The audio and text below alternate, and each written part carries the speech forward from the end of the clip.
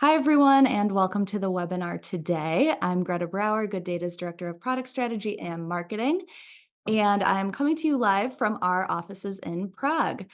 Today, our webinar is 5 ways to future-proof your analytics. So let's get started. Just a few housekeeping notes. Everyone was muted on entry. If you have any questions, please use the Q&A box. Maria, our solutions engineer, is here and is going to reply to them as we go. And lastly, in the next few days, we will send a follow-up email with the session recording. Okay, so before we dive into the details, let's take a moment to understand why it's crucial to kind of perform this thought exercise on the future needs of analytics 1 or 3 or 5 or however far down the road. Because I think, as most people who work in technology know, when you finally get any sort of application or system implemented, um, there's no telling how long it's going to be around for. I'm talking to all you guys that still run AS400s in some closet somewhere. So you really want to make sure you find the right tool, not just for today, but also for tomorrow and beyond. That's pretty obvious. Okay, so let's explore the 5 key pillars that can future-proof your analytics and what you should consider. These are analytics as code, composable architecture and headless BI, open source tooling, being AI ready, and what does being AI ready mean? And finally, scalability and multi-tenancy. So this is kind of a busy slide, but let me explain here. On the left, I have some business considerations, and then on the right, I've mapped them to the 5 pillar technology features, if you will, that you can look for that should help with each of those considerations. And of course, you can probably argue this a few different ways, but I'm just going to give you my arguments.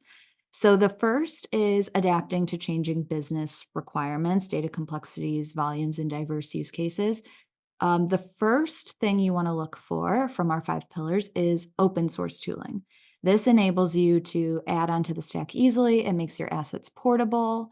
The next is AI readiness, not only tools that have AI components built in, but also things that have high performance, good data governance, and provide those right business context bounds. And the third here is composability, so that you can combine different tooling together, kind of goes with open source. Cost efficiency, so building a BI solution is obviously a significant investment, and you always wanna avoid future migrations or rework.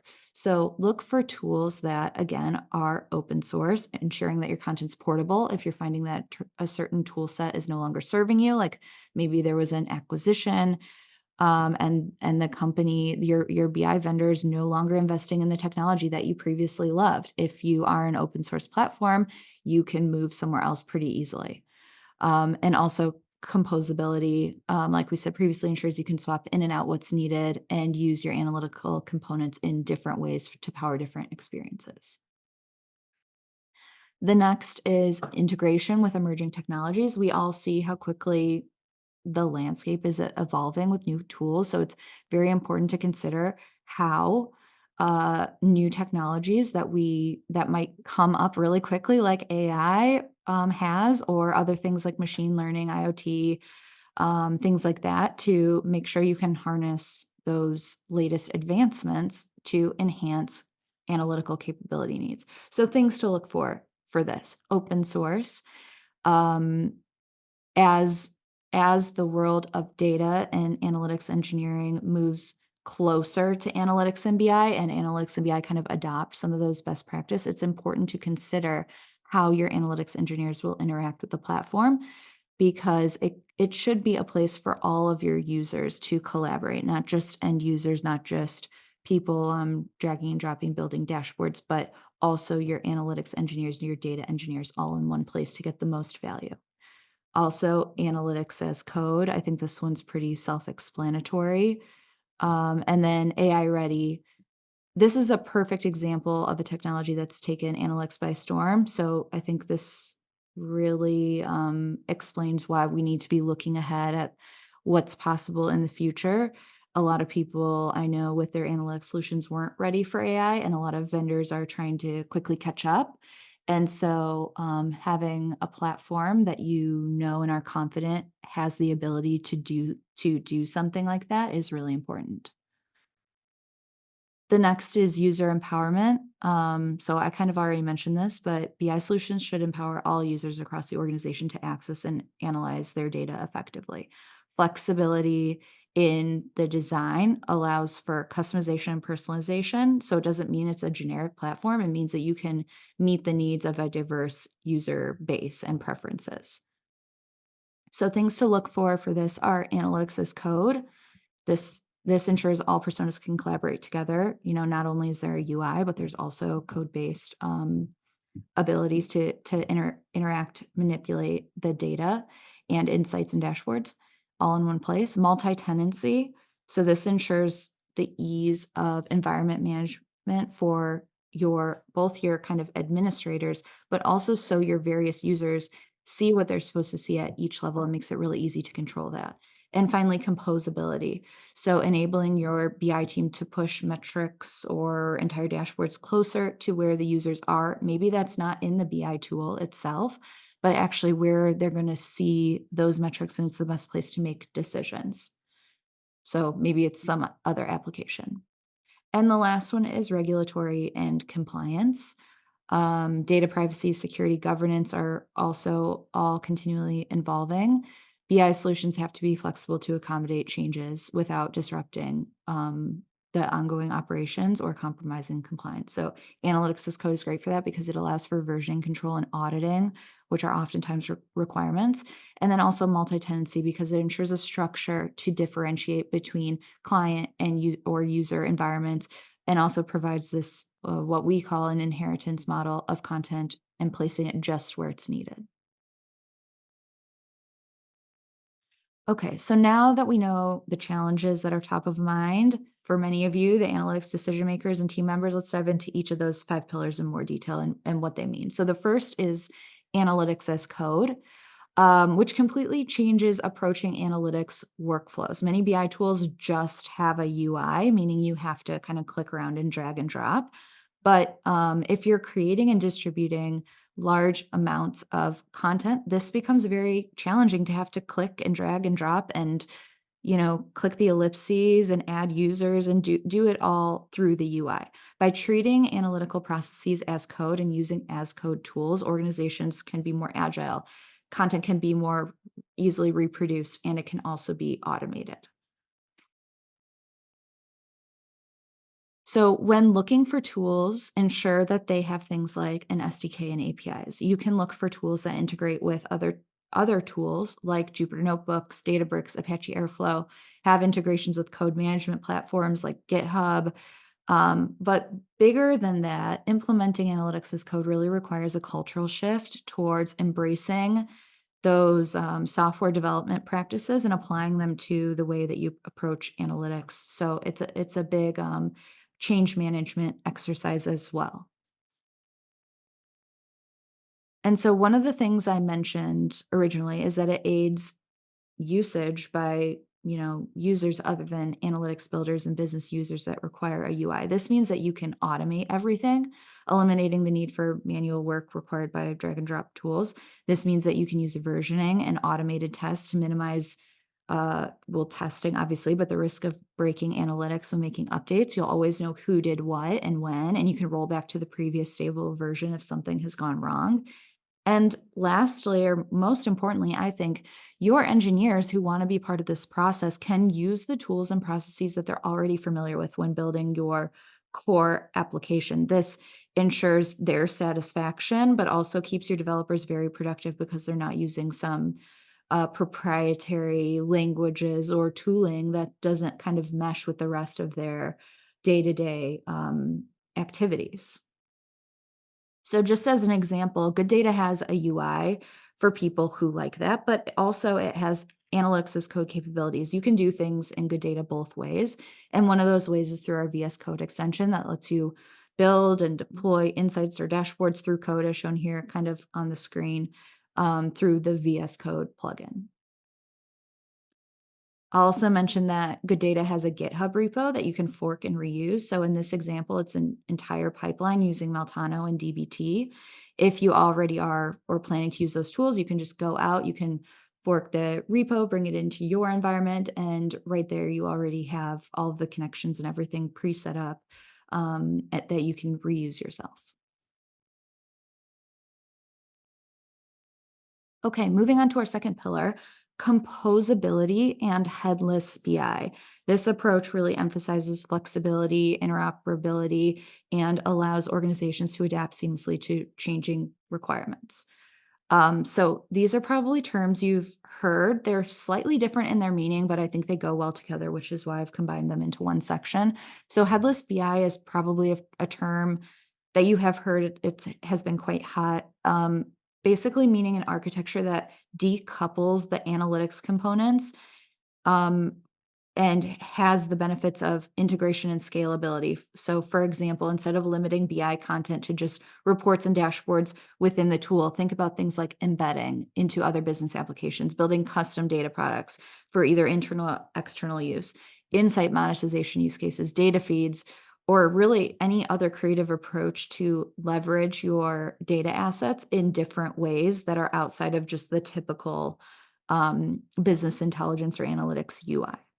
Composability, on the other hand, kind of means the architecture, the services that drive the platform. So in practice, this means that the components of the architecture can be reused in different ways. So to give an example with good data, of course, if we have a caching engine, if you want to reuse that caching engine, it's a service and you can do something outside of good data with it. So you could basically re-leverage that service externally from the Good Data UI. It's available for you to do that. So these kind of make your environment like Legos, I guess. You can use what you want, compose it different ways, and create different end experiences for your users. So why might you want to do this? I just listed like a few sentences here about some of the solutions that a headless or composable architecture can solve. So we want users to be able to analyze the data and the tools that they're used to because users can interact with the tool in numerous ways through the UI or through code or even consume it in external applications. Customers maybe need data feeds that have the same that's based on the same semantic information as when you're using the analytics tool because using APIs and providing data feeds as an example is possible.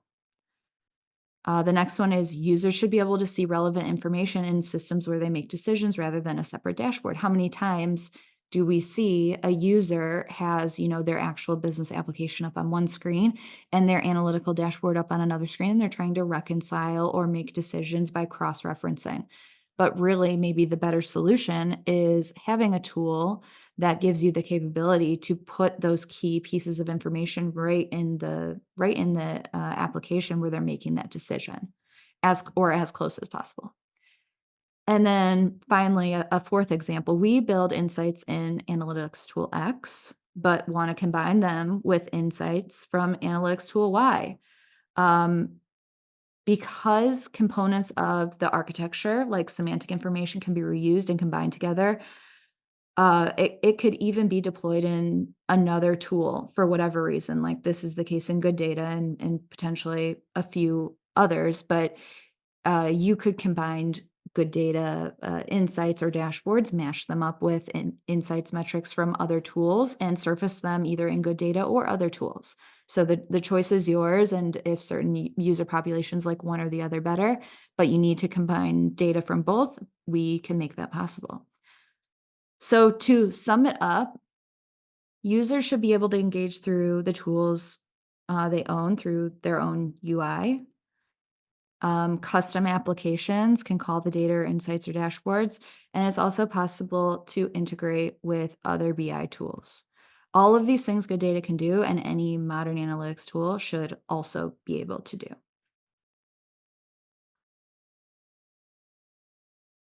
Our third pillar focuses on open source tooling. So, leveraging open source tool offers a lot of benefits, community support, customization, oftentimes cost effectiveness. So, these are open source tools like Apache, Spark, Kafka, things like that that provide analytical capabilities and also foster collaboration and innovation within the analytics community. So why might you want to consider using open source tooling?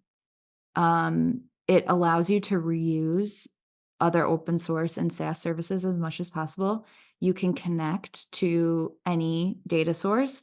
This includes modern technologies like Apache Arrow, DuckDB, and so on. And it also ensures that the developer experience is a top priority, which for us, when we're trying to incorporate all aspects of our user community, is really important.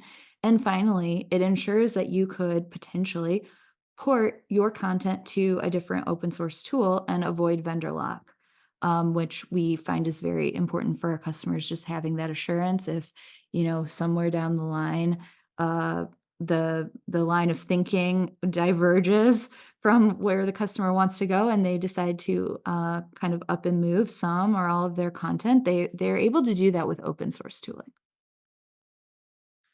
So indicators of open source friendly analytical tools, some logos are listed on the screen. If you see any of these logos and tools that you're considering, you can probably be sure that it has at least some open source components. And so, other things to look for is that it enables collaboration by blending no code UI, low code, full code options. It has traceability of changes for governance and allows users to tap into pre-existing libraries so that you're not starting from scratch. Good data specifically prioritizes openness. So we ensure accessibility to our community of developers and users. We want to accelerate innovation. And we also want to be able to provide our customers that assurance of vendor lock. And also, we don't have the goal of driving data warehouse costs. So, good data, we don't have a cloud data warehouse like many other BI tools do. We'll allow you to pick and choose the pieces that you integrate with us. So we don't have the motivation of driving usage and throughput to cloud data warehouses that kind of have that usage costing model and can drive your overall solution costs up. And these three are just examples of tooling within Good Data that kind of show our commitment to openness, our integration with Python, our usage of Python, Apache Arrow, and also Zapier, which, if you don't know Zapier, it's a business process automation tool that we integrate with. And so instead of just a minute on this, instead of building our own business process automation, we have like basic alerting and scheduling, but instead we've looked to one of the most, I would say, sophisticated BPA tools in the industry and instead automate with Zapier to do those tasks for us. So the possibilities are nearly endless to kind of integrate with line of business tool sets.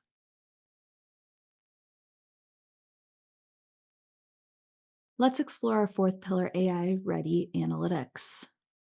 We are finding in the market that expectations are changing really quickly because of AI. People want to deploy it alongside their existing analytics data. Engineers are more involved, not only from an implementation standpoint, but also to utilize the data themselves. And organizations want to build data products that incorporate both AI and analytics applications together that build on each other and also have the infrastructure to do it separately. And so, something to consider for being AI ready is that code is a form of language, and LLM's primary goal is to interpret and construct language. And it's easier to interpret code by LLMs than human language in many cases. So, we believe that code based platforms rather than UI focused platforms will be able to do much more with AI and quicker. And the second thing is that AI has been around in BI tools for a while with some vendors. The majority of that, where it has existed, has been focused on answering questions for the user, primarily in a chatbot-like format. This is still important, but we think that AI that supports both data teams in addition to end users is gonna be the most powerful. And why is this? We know the value for users. AI can help them find what they're looking for, give them tools to create dashboards, interpret them in plain English, have Q&A like discovery. This is all expected, or table stakes as we say here on the slide. But on the developer side, there's so much more upside having to do with automation, reusability, security, automatically detecting, as one example, um, how to detect caching certain data sets, or how to change the architecture, something about, usage to optimize for costs. This is where we expect to see the most differentiation and benefit for the organization when it comes to agility and producing content that really matters while also minimizing costs where possible. So, to make sure that you can power these experiences, what do you need to consider in your analytics platform? The first is performance, because you need really fast response times if you're engaging in a chatbot or a developer assistant. It needs to be feeling real time. The next is strong data governance, because the semantic layer, in our case, provides the right business context for AI responses, and it's much less likely to hallucinate in those answers. The ability to support diverse use cases, like things for end users or support for analytical developers, depending on who's on the platform. And finally, integration with other tools. So this could be AI and ML models and tooling that your organization already uses or wants to support in the future. Our final pillar focus on scalability and multi-tenancy, because obviously as data volumes grow and user needs diversify, scalable and a multi-tenant architecture becomes imperative. So you want to build analytics, that's published to certain users and not others. And you want the content within those analytical objects to differ based on maybe some hierarchy. And it's usually quite time intensive. There are a lot of concerns about security of data, how to ensure the right person is seeing the right information. You want to balance resource allocation with the needs for each tenant's privacy. And you want to ensure reliable and stable performance, regardless of the number of concurrent users. So, how could we achieve this? Kind of like this model that we're seeing on the screen, where certain elements are reused across different customer bases, but even the look and feel is different and customized. Well, in our case, good data achieves this through multi-tenancy. It's also something that Gartner calls the franchise model. It basically enables a structure of inheritance that can be automated thanks to our as code capabilities, and also audited. It ensures security, ensures resource needs, and it allows for easy customization. And again, that could be either from a data perspective and limiting certain data, or the look and feel based on user or customer needs. And this results in the ability to deliver analytics to many tenants through one single platform, flexible deployment and easy maintenance, reduced, manual intervention, and scalability and low latency of the tool. All right.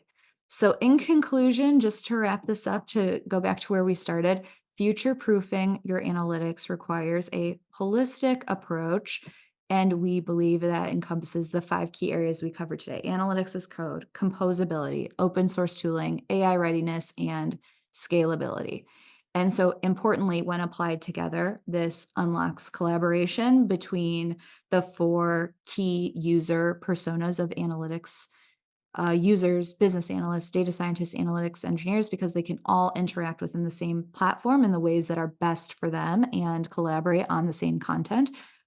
To give one example, a business user could start with a question and exploration. The business analyst can provide tooling to help them answer it on a routine basis, maybe through a new data model or a dashboard.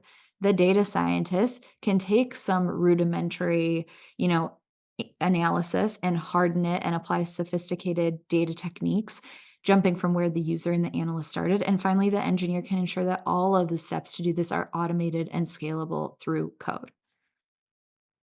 And lastly, the outputs of these efforts can then be distributed further than just a dashboard, but actually to all the endpoints listed on this slide, and probably more that I haven't thought of yet. So, what's next? You can try good data for yourself with our trial, Or if you want to try out some of our newer and innovative features like some of our AI, you can try our labs environment that is linked here on the screen. You can also take the quiz to see how scalable your analytics are today with this middle QR code. And of course, follow us on the platform of your preference to stay up to date with us. Thank you all for joining today's webinar and have a great evening.